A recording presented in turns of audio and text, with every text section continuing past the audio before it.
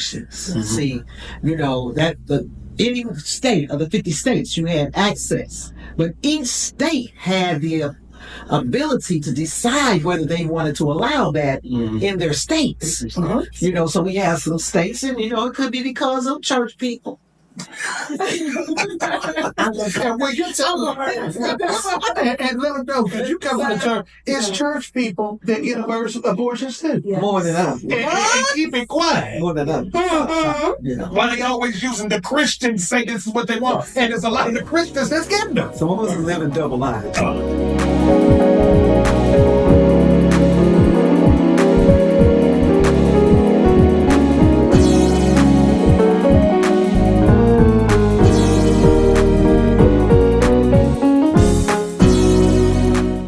Welcome back to the Pew Baby Show. Pew, pew, pew. Now, I know you've been watching the news, and I know, especially this year, being in an election year, there have been a lot of issues and a lot of topics that have been brought up. But one thing in particular that has been brought up is the Roe versus Wade situation. And we are here to have a formal discussion about the Roe versus Wade overturn and some of the things that are happening right now and some of the things that are going to happen. There are some that are pros, there are some that are cons, but we're going to talk, and that's us, Pew Babies. We want to give you the full gist for you to make an educated decision, and we are just excited to have Miss Nikki with us, and we are always glad to welcome back Pastor Connie, and they are going to have their sides of this, and Chris is going to join in, CJ's going to join in. I'm the only man at the table. Right, the only testosterone in the midst. But everyone knows me. I am a firm supporter when it comes to women. I have women all around me. I was raised by women. Y'all know I raised a girl, daughter, sister, all the above. So when it comes to women, I am pro woman. And today's show is entitled It's My Choice. Yes. Absolutely. And it's deep when you think about it, because all of this has to do with y'all being able to make your own personal choices. Absolutely. So we're going to dive in deep this episode now. We're going to talk about a lot of things. We're going to talk about the things that we're seeing in the news. We're going to talk about matter of opinion. I know you're saying, well, why do you have so many people at the table? Well, one, me especially, I am just more so the one that's going to be sitting here in the middle with facts and details, because like I said, I'm the only man at the table. As well, we have Janet, who's going to be corresponding, but, and first of all, y'all know we are a non-judgment platform. Y'all know that. We have everybody on the show, because if you can't sit and have a conversation at the table, how can you say you want to be civilized to anyone at all? So we believe in sitting and having discussions. So we have Nikki, we have Pastor Jackson. Nikki is going to come from the standpoint of pro-choice. So if y'all don't know what that means, get on your Google, turn on the news. That is the individuals that says, it's my body, it's my choice. Pastor Jackson is coming from the direction of pro-life. Now, I know you're saying, this is for the... No, it's not even going to be like that. Because one, if y'all know Pastor Jackson like I've known as long as I have, and if you see it on the show, yes, she's coming from a standpoint of pro, and I don't want to speak for her, but I'm just setting the foundation. She's coming from a point of pro-life, but she's real, and she understands at the end of the day, it's still your choice. Am I right? Am I wrong? Okay. So that's what's going to make this episode good. Hopefully you all get some information you need. Hopefully it helps you to understand the opposite side, because when you can't sit and talk and not get an understanding, how can you talk it up? That's right. That's it. That's right. So do y'all want to first off say anything about yourself before we jump in then, or y'all want to just jump in? We can jump in. Oh, she said we ready to jump. Pastor Connie. So if we're going to jump in, how about we start the table with what is Roe versus Wade? Because a lot of people, they hear this term thrown around so much, but they don't take out the time to even find out exactly what it is. So we believe in facts, and we believe in knowledge is power. So I have, what is Roe versus Wade? And let's say this before we even go into this. Anything that has been read, that has been that's been pulled from a website is that opinion and that base from that source. Not everything is the source of Pew. You know, we got to put that legal clause in there. Yes, because they try to come after. Yes. Okay. And all these people that we talking about and make mention to today, y'all know we coming from a neutral standpoint. Absolutely. You got to put that disclaimer out there as well. Absolutely. So Roe versus Wade, that is a court case which was a landmark decision that was made in 1973. So we taking it back. The U.S. Supreme. Right, year before the war. Okay. This was a U.S. Supreme Court decision which was ruled that the Constitution of the United States generally protected a right to have an abortion. Now, I don't want to read the full clause, but basically the decision, the court case was brought up between the Supreme Court. And it was based off of a woman by the name of Norma McCorvey. If I'm saying your name wrong, girl, I'm sorry. But and she brought up the case. It was about abortion. I'm just skimming through it real fast. 1973, the decision was decided a 7-2 decision. So that was majority. Now, we know how crazy the Supreme Court is now. We'll talk about that shortly. So this was an overwhelming decision. Now, that passed, which we know people were free to get abortions how you want, whatever. Do what you want to do, your choice in this United States. Now, trickle on down after Trumponomics. We come to 2022. And I'm just calling it out how it is because if the court wasn't stacked the way it was stacked, then maybe we wouldn't be where we're at right now. We got to deal with what we got to deal with. So in the year of 2022, because you need to know when this happened. June of 2022, the decision was therefore, as we all know while we're sitting there, it was overturned. So now we're seeing all type of cases on the news continuously about women not being able to do abortions medically, incest, rape. That's coming to question. You have the situation where people are having women, when it comes to IVF and all the different treatments and such. They can't even do that. And that really makes me shake my head. I'm trying to have a baby, and you're stopping me. So not only do you, it's just various upon various. So we set that tone, and now I'm going to sit back. And, also with mifepristone, the abortion pill, that also became illegal in many states. So, just across the board, politicians are taking it into their hands, once again to restrict our freedoms. Absolutely. Whether it be medical, just like you said, our own choice as a woman. There's so many layers to this whole issue, from access to proper medical care.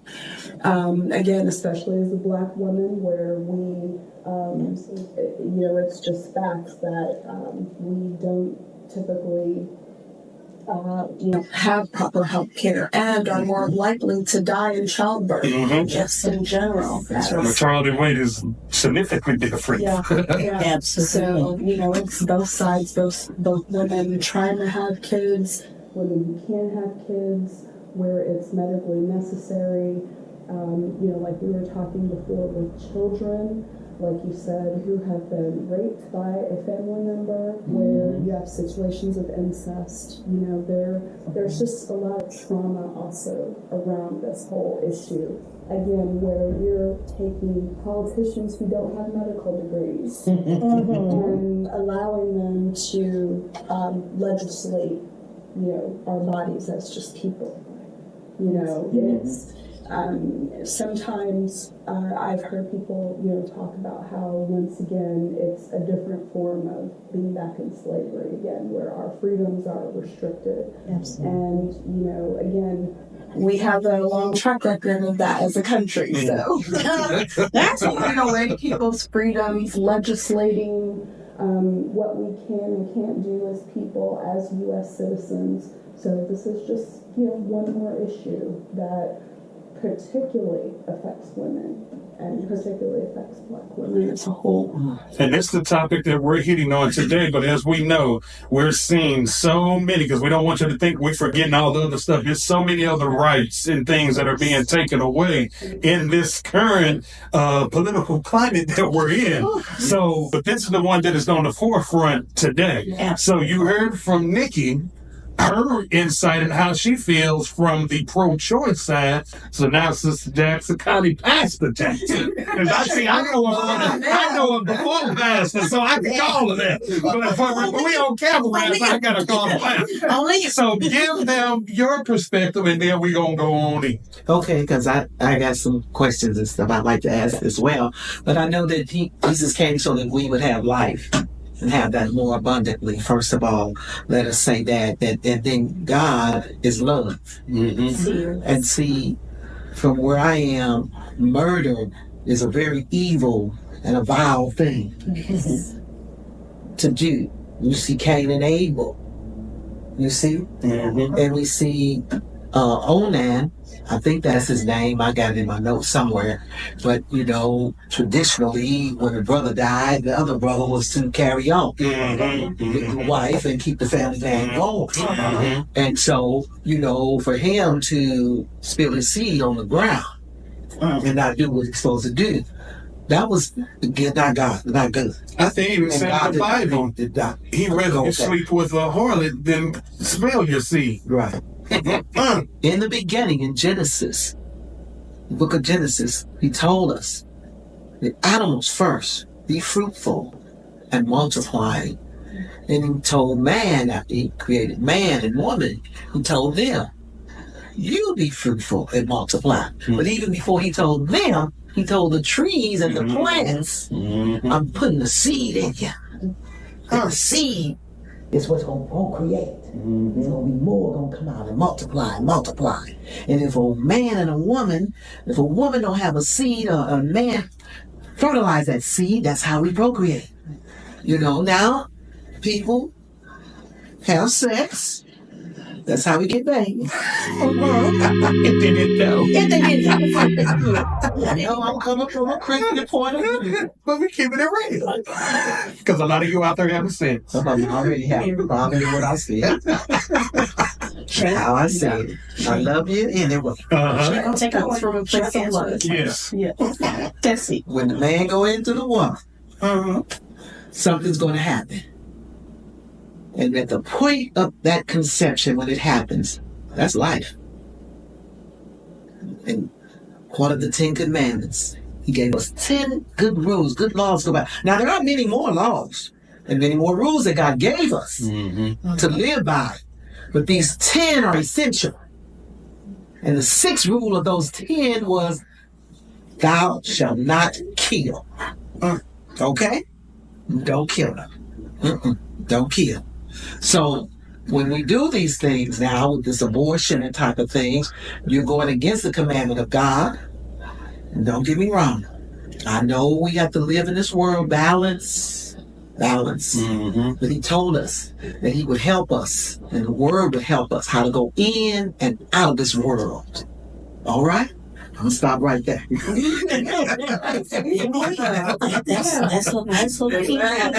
That's Okay. Yes.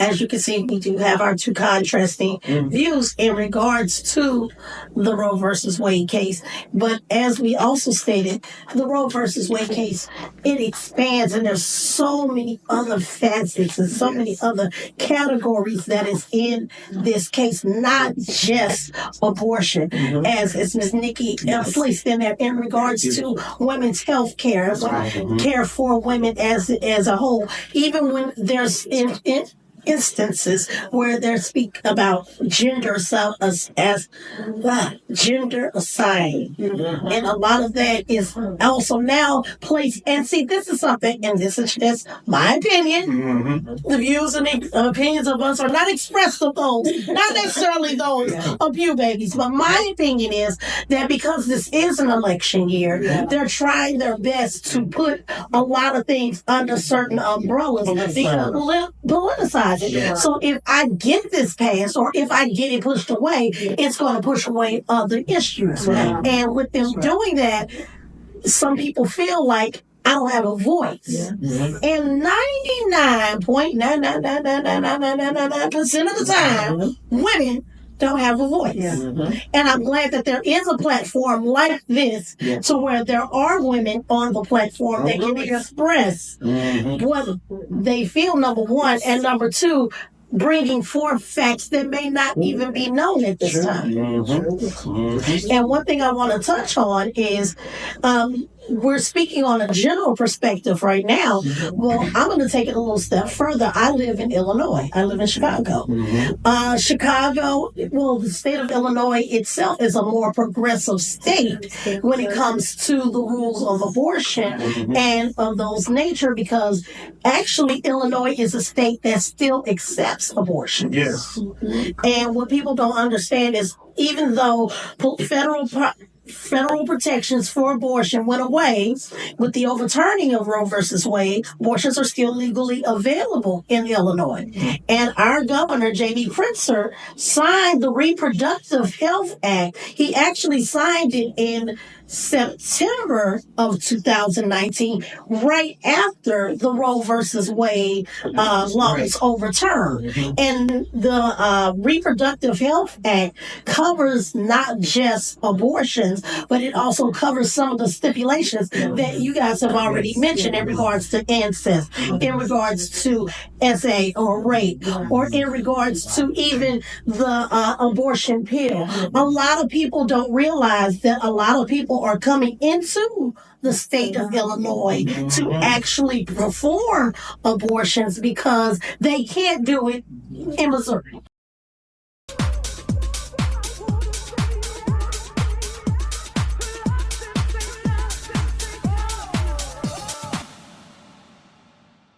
All of us are individuals that make up this whole country with our own experiences and religious beliefs. And, you know, Christianity is not the only religion in this country. And yet at the same time, we're all still people. That's right. All of us are still just people ultimately trying to live our lives the best way we know how. Hopefully, you know, with guiding principles that help us to lend ourselves to a more, just and moral society. Ultimately, that operates on love and like you said, mutual discourse and respect for one another as people. And if the federal government has to say that's how it should be, then so somebody legislate that then, because leaving it up to us, we're going to tear this country and each other apart, whether it's this issue or the hundreds of other issues that are out there that we're facing. It's like, don't get us started on like racism and inequality and now how they make DEI just an evil word. It's just like it's just another way to not say nigga, and we're gonna keep it real. And I know somebody just flinched when I said it, but I just did. I mean, it's the truth. It's a generic way not to say. In the black community, we may say nigga, but we know as far as the belittle nigger. And you look at a lot of these Republicans that's on CNN News and all that, you're nothing but a D, or it's just a D. Come, grow some balls. If you're going to say it, say what you really want to say. Because I respect you for actually being real. Let me show me who you really are. And, bottom line, how they think, women who have abortions are just over-sexualized and we're just all out there like that, just, doing whatever because we know abortion is available. And now that they've taken it into their hands to, change the way that now we can operate as women. We're supposed to be, quote, quote, more holy women now, more moral women now. When weren't we? So you opened this door for me, and I think this is a good segue into one of our new things that we're adding this season, which is Pew News. So we're going to talk about, and I know they're like, "Whoa, what are y'all going to talk about on this one?" So since we're on the subject of women, how you open that door, there's a very popular, y'all know this is the Olympic season now, and this is a subject that's being talked about big time right now. Y'all will see it come up on the screen somewhere about what we're talking about. In the Olympics right now, there is in the boxing arena. Women, and you know, when it comes to sports and all that, you have a lot of transgender individuals that is starting to transition and go into other sports and such. So here, that is a hot topic at the Olympics right now. I won't say their names, but y'all will see their pictures because I cannot say their names correctly. But they are in the semifinals fighting Olympics in Paris, and there is questions about females who are having to fight a female that is allegedly going through the transition. Now, this is one thing that can open up a whole can of worms and all the above. Because one, I can definitely talk on the standpoint of this, and I am one, like I said, being very woman forth. I do not think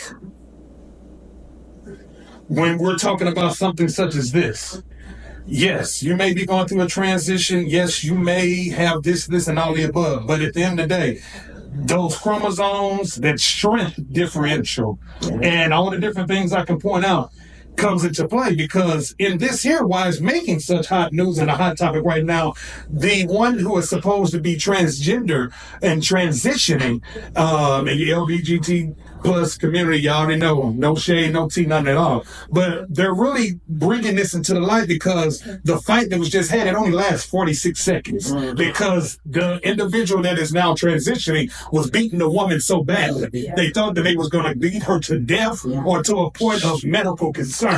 So, reason why I'm bringing this up, because I'm sitting at the table with all ladies right now, and I just gave my part. And this is something that has to be talked about, because this is, I believe, stories and things like this adds to the heat of the abortion. And all this kind of what we're talking about, because they're saying, well, you see this is why we need to do it, because of things like this. Now, everyone, once again, this is your choice. If you want to transition, whatever, at the end of the day, that's between you and God. But when we are dealing with the moral side of it, and now we're dealing with, oh, and they got beat half to death, right? What do y'all got to say about this? Well, you know, I competed in swimming growing up, and I also, knew someone that wanted to go into MMA as a woman. And I think, secretly a lot of women would want to compete against men if, was kind of out in the open, same weight class, same, make it at least somewhat equal playing field, to, just test their athletic abilities against a man. I've seen documentaries where runners have wanted to run against male runners too. Well, this year they had that. First time. And they cut it too. Yes, they did. So, And I'm all for first sports. I think you go. It's not, why not? It's not a strictly, mixed competition, then I definitely believe it still should be, if you were assigned at birth, I'll say it like that. If you were assigned at birth as a male, then you should compete with other men.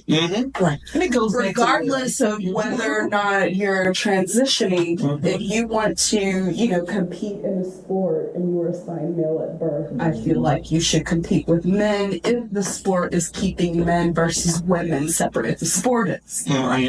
Not, by choice you want athletics to be separate, but yes, because I thought of that story where they competed together once, and that showed a positive. And it showed a positive, where you are giving those athletes that do want to compete with another gender a chance, whereas other athletes that just want to, women that just want to compete against women, that's also fine. Now, I'll just speak on a personal standpoint. Shout out to my granddaughter, Kelsey. Hi, Kelsey. Hi, My granddaughter, she's just going to be 14 this year. Prior to the school that she went to last year, she attended a Catholic school, and she was the only girl on the boys' basketball team. She was taller than all of the boys for her age range, and she was heavier. Well, it wasn't heavy as in weight. She was taller, and her build was heavier. She was the only girl on this boys' basketball team for two reasons. Number one, the reason why it elevated, it jumped up 74% from the year before, and the reason why it jumped up that high is because the other states stopped. So people were coming to Illinois, and what I want to put out on the table is, and from both perspectives. Do you feel that this issue should be addressed from a state level, or do you feel that this issue should be addressed as a federal level? Good question. Well, okay. That's what it is. I'm prepared to answer that. Federally, we were given access to the abortions. See, that any state of the 50 states, you had access. But each state had the ability to decide whether they wanted to allow that in their states. So we have some states, and it could be because of church people. And when you tell them, and let them know, because you come from the church, it's church people that get abortions too. More than us. And keep it quiet. More than us. Why they always using the Christians say this is what they want, and there's a lot of the Christians that's getting them. Some of us are living double lives. I'm done. What happened with that is when you don't make things available to people, you keep things hid, you make things taboo, don't talk about this, don't talk about that. So much stuff has been hidden in families, and so many demons and evilness and evil people, evil spirits have been allowed to have their way with us. Till that these things happen. And then the situation comes where I should have that choice to say that I don't want to keep this. And if I decide I don't want it, I should be able to do something safely without losing my life or being messed up inside that I would never be able to have a child again. That was my choice. And that's the whole issue now, is that 21st century we're in, and you're still bringing up something that was the 19th and 20th century, and now in the 21st century, we're going good and strong in the 21st century, and we're rehearsing and going back over things that we had already decided and told you how we feel about it, and made up our mind, made our decisions about it, but because politicking, and the world want to have their way, people want to do what they want to do, we're back to this again, to keep the issues that need to be discussed out of the limelight, push that back. Let's do this. Let's attack this law. Let's attack this thing. Let's attack women again, because women are not going to stand by or sit back and let you take their rights without a fight. It's not going to happen. I'm going to say something. I'm going to say something here. Y'all just don't tell me no or take that and say you can't do that. I'm going to be Jesus. Help me, Lord, how to say this properly, how to get this right, because it's violating me. Yeah, it is. It's violating. Yes. And that's extra insult when you've been violated. So do you think it's a problem, that being off of what you just said and me playing devil's advocate or the male's perspective, do you think there is not enough women speaking up on this issue? Because you do hear men, politicians, all the above say, well, you have this group of women that they say this, and then you have this group of women, they don't say nothing at all, and then you have this group of women where they just say, it don't matter to me because it ain't my problem. So, I was speaking with Nikki, before the show, and what I was saying to her is, I hope you all can understand what I mean, that sometimes people have a lot to lose. And so they have a tendency to not step up. They want to. And what the little man do when he came to Jesus at night, Nicodemus? He came to Jesus at night and asked, what can I do to be saved? So it's some people that don't publicly want to express their feelings about things, because they might lose their job, or might start problems in the home, or their friends might be, or they might have votes. And so that is that possibility why you're not seeing as many stand up, as you would think publicly would stand up about this, but I wanted to see if you agree with me on some of the impact. I got this website. This was the BrennanCenter.org, BRENNAN.org is what I was looking in on the Roe versus Wade, because I grew up doing all of this, but I still wanted to make sure I had some facts or some information or some questions. There was some questions in my mind, and this particular group seemed to have a lot of the questions and the answers to some questions that was in my mind, because I'm a person that I think about things. How is this affecting us? What is the outcome of this? Not just for my religious purposes, but I'm a natural being, and I'm a citizen of the United States, and most definitely on the way. I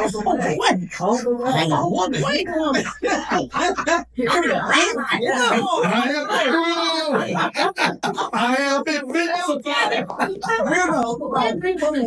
But there was one of the questions that I saw was the impact of the Roe versus Wade. There were so many deaths from women, that it says Roe significantly reduced maternal mortality. The total of 39 women are known, but that was in this who have died under unsafe abortion in 72. But that's, good and well, that's just like, if I can go there, I'll probably don't get me in trouble. But the number that they talk of, the slaves that they brought to America, is nowhere near the number that they brought here, and it's nowhere near the thousands or probably millions that they threw in the ocean and killed, or that died on the way here under the horrible conditions, treatment that they receive.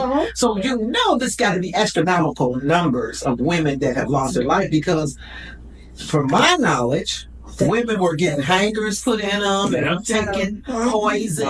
They were falling down steps, doing all kind of things. You heard some stories. I just would like to hear if you can. It go was, definitely. I think at a federal level, just any type of loss of freedom and inequality that rises to that federal level, where just as citizens and human beings, that should be enshrined as rights, human rights should be enshrined. Period. And equal treatment should be enshrined. Yes.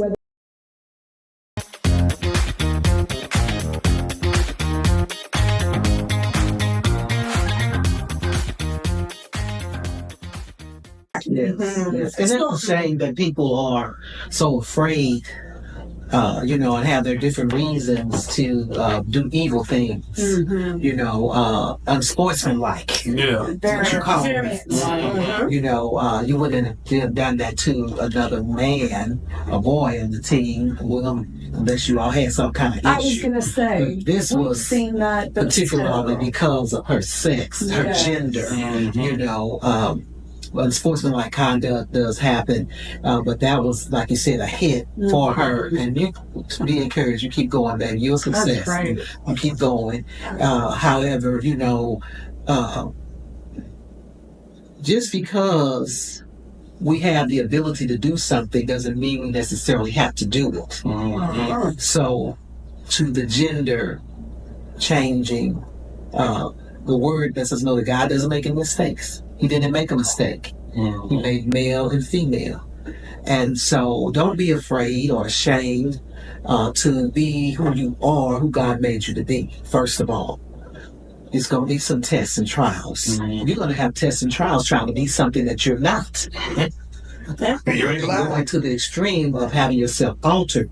God did not make any mistakes when he made us. We're fearfully and marvelously made. We're wonderfully made. It is. And God told in his word, he said that you, all of us, he said we are at success. It's in the word. Before you even, your life is already written. You're at success already. Before you even get going good. However, again, like I say, grown people will do what grown people want to do. They're going to make their own decisions and what they feel makes them feel better. But I can guarantee you that when you have a better and a closer relationship with God, when you have a better and a closer, a more in-depth understanding of his word, you will be who you are. You will. You will be who you are. And regardless of what other people think or say or try to do, you may be a person that's across gender or a person whatever, but just be real and be honest with yourself and let God work with you on that. He doesn't make mistakes. God does not make mistakes. And if he made you strong, in your appearance, or he made you feminine or soft or whatever, he did that for a reason, but still walk in it what God made you. Because you are a success and you are wonderful. Because that's how he made you. He didn't make a mistake. You don't have to change it. You don't have to change it. I'm very, let me say very. Did she say very? Say it fair. She said very. Very. Yeah. Got one button. Very, very. Have very high testosterone for a woman. Now I speak of genetics, my mom and my dad, and I'm very, very active. Very active, strong. There's almost nothing I can't do. That's right. That's right. I can drive anything. Come on. And I can almost fix anything. I can stand with the best of them, me. I was going to say, she ain't afraid to stand with your name. That's who I trained with when I was in school. I didn't train with the girls because they was weak. Nah, she trained with the big. I trained with the men. That's right. But that didn't mean I don't love my man, my husband. Well, I don't have him anymore, but what I have. I didn't change who I am just because of what God made me. People tried to shame me. Oh, you hairy. Oh, you act like a boy. You act like a boy. No, I'm act like me. I'm me. I'm unique and I'm beautiful and I'm success and I'm fearfully wonderfully made. God made me who he made me to be. I'm alive. And he wants me to live my life and live it to its fullest. And I got that opportunity, even though now y'all know the whole story. I told y'all this a little bit before. And my mom, I don't think she'll mind if I share this because she's told it publicly. The devil was trying to kill me. And that's what he tries to do to all of you. He wants to kill you. He wants to stop you because he knows what an impact you will have on the kingdom, for God's kingdom. And if he can do something at an early age to destroy you and to stop you and prevent you from being on God's side, he gonna do it. He gonna do it. And when I tell you I wear glasses now because of some of the things my mother did to try to get rid of me, and then still I came out, couldn't be denied, my dad didn't want me because of people put stuff in his head, but God didn't let it happen. See, the devil didn't want me to be here. You said you wanted to be in a book. Because he didn't want me to be here to be able to help people get free today. That's it. See, but I'm free. When you're free, you fly, you soar. And whatever the world try to put on you and people try to weight you down with, you won't let it do it because the word of God will keep lifting you up and keep building you up. And the love of God, because he's love. Hallelujah. And he came. He told us to have life and have it abundantly. And we got to keep doing it. We got to. The word, even in the word, it said that the sin of killing and murder. I know that's what we're supposed to be talking about. Talk about you good. It's a severely wicked act. It's an evil act. But in Romans 13, it talks about love and having life and love. 13 and 9, it tells you about loving and loving and live life. Live. Don't be afraid to live. Don't be afraid to be who you are. When you look at the actual women who have suffered You know, these are just not figures, statistics, which they are facts. They are statistics, and you can count them in the thousands and tens of thousands now since 2022. And, you know, when you hear their actual stories of where, again, I watch a lot of PBS documentaries.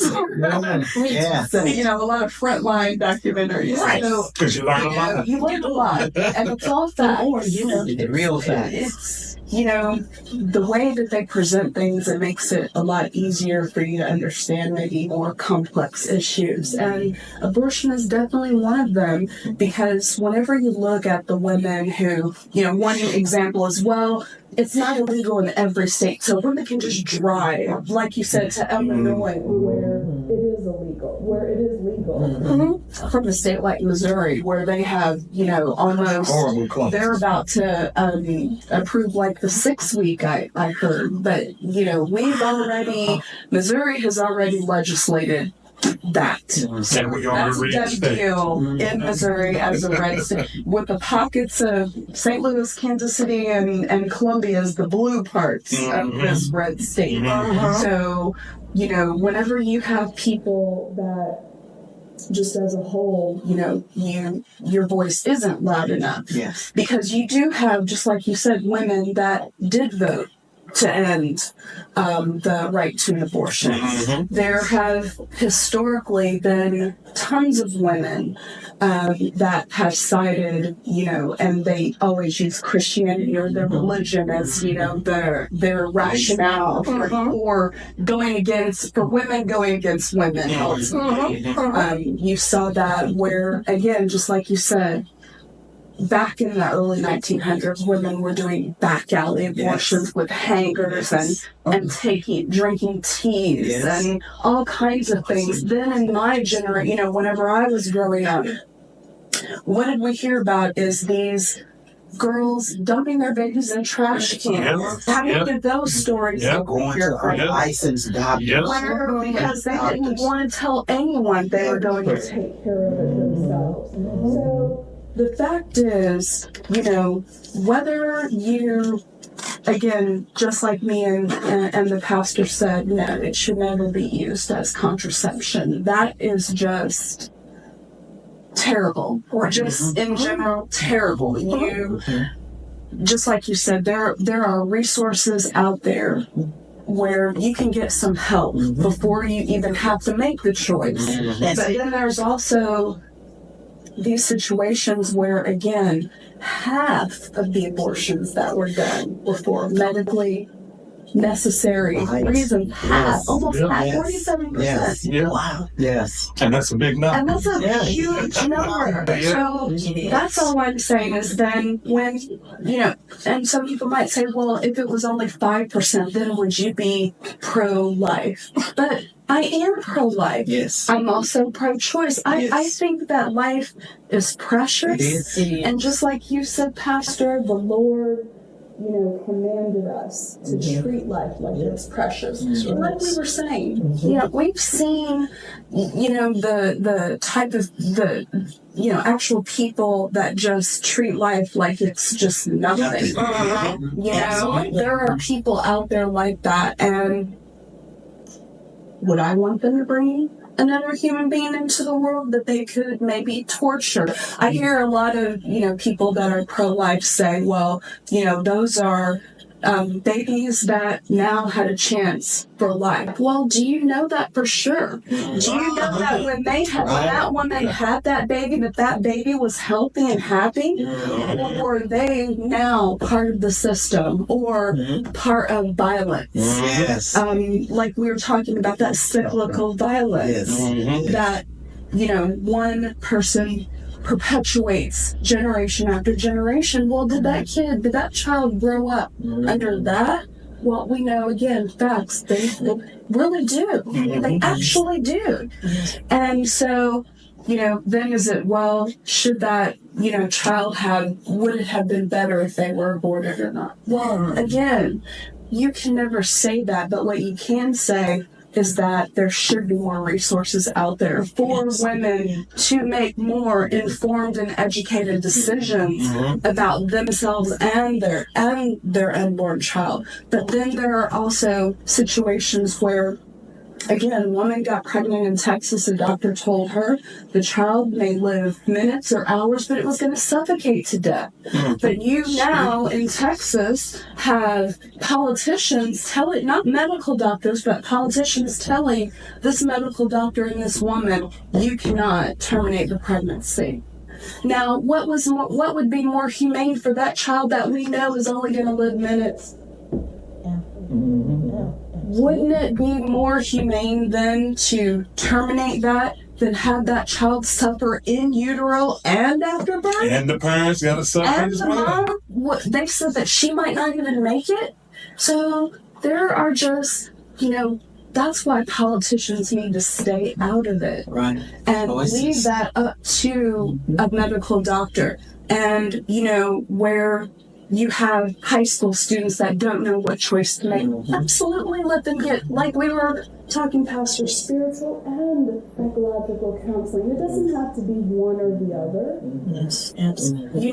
There are resources, and I think that if that was just what was legislated, just the availability of resources, I think on both sides people would be able to make decisions in every situation, not just the ones you're thinking of as a politician, but every situation you'd be able to make a more informed and educated and the right decision for you. Because like we said, a 10-year-old and 11-year-old has no business having a child just because they were raped by a family member. That's it, absolutely. Or some stranger. Like, you should never have to decide. A politician should never be the person to decide what's best in that situation or all these other situations, is what I'm saying, ultimately. And, I think that ultimately we can all agree on that. And all of these special circumstances that, politicians are just making themselves more and more comfortable telling us what we can and shouldn't and, won't be able to do in the future, which is what upsets me so much. I think that is a good commercial break for it because I know we had talked a lot, because when we come back, I think we need to talk about the politician standpoint of it of itself. Right. So, before I start talking more, we're going to take a quick break and go get you something to drink, because we're going to get deeper. It's gonna get deep. So be right back after this. We'll get back. Please vote. Please vote. Please vote. Please vote.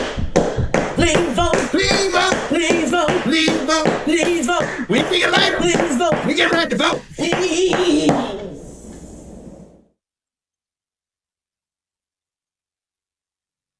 I talk to people and I tell them what the Word of God says.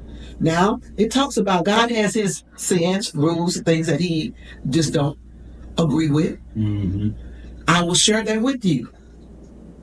And when I share that with you, I'm good. You should be good. And it's up to you to accept what the Word says about things. But you need to know the truth. And you need to know what the Word says. There are family members and friends that I have that are homosexual, that are transgender, that are bisexual, whatever you all call these things today. But when I tell them what God says about salvation and about living for Christ and accepting him in their life, he's love, though, first of all. And he never told me to hurt or harm anybody. Never. Never. He never, ever told me that. But he did tell me to live. He did tell me to live and to live life and have joy and live life to its fullest. And that is what the issue is with a lot of us, is the enemy is trying to keep you from living a life and having a full life and a life full of joy that God has intended for you to have, But remember this, that murder is a sin. And one of the commandments, the main commandment, is that thou shalt not kill. And that's basically what it's boiling down to. And you should be more responsible out there if you find yourself on the other side of that law that God has given us, on the other side where you got this choice you're trying to make now. that would cause you to do something that's out of the will of God and against the law in some states. There's a lot of things you can do to prevent that. First of all, abstinence, celibacy. I was celibate. Been celibate since my husband died. You know, I don't know, 20-something years now. You know, Listen, God will keep you. God will help you. You had to turn your head.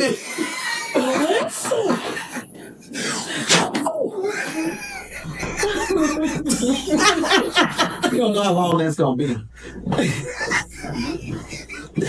It's good we can laugh. and 6 days left. Just be careful. Yeah. Just be careful and be responsible. Please. And Be responsible about your prayerful decisions. and making Yes. decisions. Be prayerful.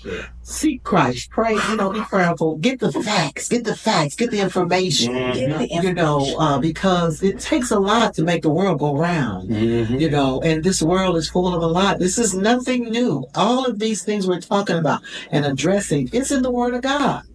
It is in the Word of God. He has specific responses to specific things, and I would be remiss as a pastor to not tell you that. I would not be doing my job. So tell them this real Tell fast. me what you want me to tell.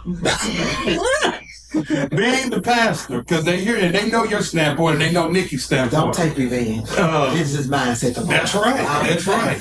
So, for us, when it comes to abortion, because we know you are pro-life, and I know you personally, but the people don't know you that's watching.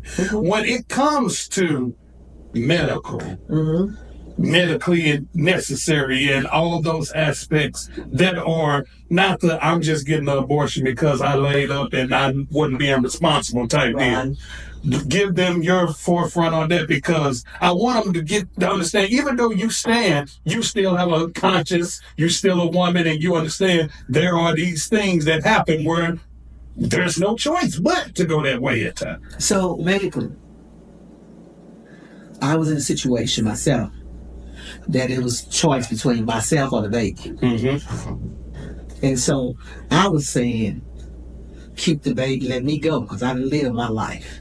But my husband was saying, blankety blank, no, get rid of the baby and you go stay here with me. Fill in the blank. So obviously we see who won that, you know, because I'm still here.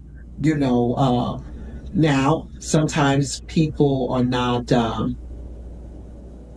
willing to make that particular choice. You know, I was. And I didn't Because I wanted to do that. That was what I felt. Yeah. You know, but now I'm not against anybody that wants to let that baby go and stay alive and continue to live. You know, because you don't know my situation. I felt like I had really lived life and did what I needed to do. I felt I was done. It was your choice. And it was my choice. I had the pros and the cons, the good, the bad, you know. However, I'm glad I didn't. I'm glad that I'm here still. You know, today, I'm glad that my husband was like, no, no, right. I can't say it. I was saying Something like y'all be saying it, huh? So I do pray for people that are in that situation. It's not a good place to be. It's not an easy place to be in. And that's part of what this whole issue is about. People have feelings. Yes. We are alive. We're real. We have feelings. And so our hearts and our minds, they go through some things, some changes when we have to face that. And so that's a choice that a hard choice to make. Absolutely. You know, especially if, in my case, we had difficulties having a baby. And that's a whole other layer. Yeah, that's a whole nother. So I didn't open up another peel about this idea. So being one that we did finally have one child, you know, but leading up to that, you know, that was really a choice, you know. And I was like, let the child come, let me go, you know. And so I thank God that did let me go, because we did eventually have a child, you know. We got grandbabies everywhere. Grandbabies now. Precious cells. You never dreamed to, you know, sometimes your mind, if I can say it like this, sometimes in your mind you can't even dream to look to the future. Yes. You know, Mhm. and if you raped or if you're pregnant and you have this child growing in you and you have a decision to make, if this person raped me and this was my family member or this was somebody stranger and I hate them, how can I carry this seed to 9 months? You know, no. Most definitely your first thing is going to be get it out of me. Mhm. You know, but some people have kept it. Yeah. You know, and some have been forced to keep them and they hate the child. Mhm. And then the child has a mother Mhm. that hates it. And who? God. You need your mother. A child, you need a child. Yeah. You can let daddy go, but you really want mama. Mhm. You know, you just drawn to mama. And so those are, again, more choices and decisions, thoughts and things you have to consider Yeah. in those choices you have to make, whether to kill or let live. You know, a lot resources out there now where people used to give their children away or have abortions or give them away, but there's so much help now to help people keep their children. Mhm. And so much medical improvements, technology advances that medicine has made now that when they tell you, well, your child is this or that going on, I've seen them with some family members do surgery in the mother's womb now Mhm. Yeah. on the baby. You know, so again, I think it's up to that individual in your situation, everyone is unique. Your circumstance and situation are unique. God will help you though. God will help you. Every child that I lost, miscarried, it affected me mentally. And not just me, it affected my husband as well. Mhm. So you think on that. And every child that you will abort, it will affect you mentally. And it will affect your companion as well. Now, can't say how it's going to affect you, but it's going to have an effect. Mhm. You know, negative or positive. It's going to have an effect on you. And you're going to need to talk to God. Yeah. In the end, you're going to need to talk to God and seek Him and seek His counsel and His peace, because He can give you peace and He can give you balance. Mhm. He can help you through that. That's the only way I made it through. Yes. It's the only way I made it through. That's the only way you're going to make it through. But He came so that you could have life. And that boy. Have more life. Well, look, we don't have to probably do a part 2 because, as you see, you was pulling off layers and layers of stuff that we didn't even talk about. Yes. Because I know you can even, relate to what some of the stuff you're talking about to get into your business, Yeah. but that's y'all got something in common. And this is all to help somebody else. So at the end of the day, because we can go on and on, but we got to keep rolling because we are on a tight schedule this season. So at the end of the day, I think and I hope that you all realize, even though we all have our own different perspectives and opinions, yes, we can all sit down and we can find out we agree on this, we are this on it, but we all agree on this. Absolutely. And that's how it's supposed to be. So once again, if you all liked, loved, and enjoyed this episode, leave some comments, like it, subscribe, follow, leave questions there so that they can answer them, because guess what? The more you say, we might just have to do a part 2. So until then, we thank our guest, Nikki, and we thank our guest, Pastor Jackson, and until next time, we thank you for viewing the Pew Baby Show. That is